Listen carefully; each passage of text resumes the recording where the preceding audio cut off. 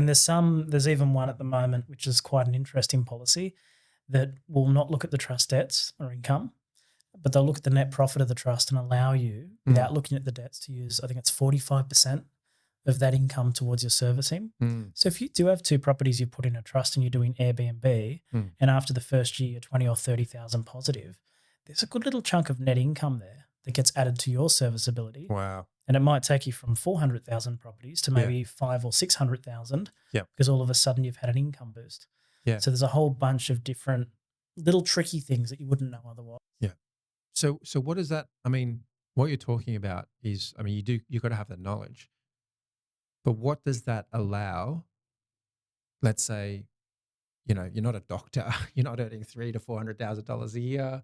You're just a regular person working in corporate, or, maybe if your household income's 150, you and your partner both working.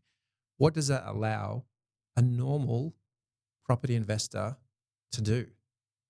Allows them to scale to a lot more properties than what they would be able to otherwise. Mm. There are still a few caveats there.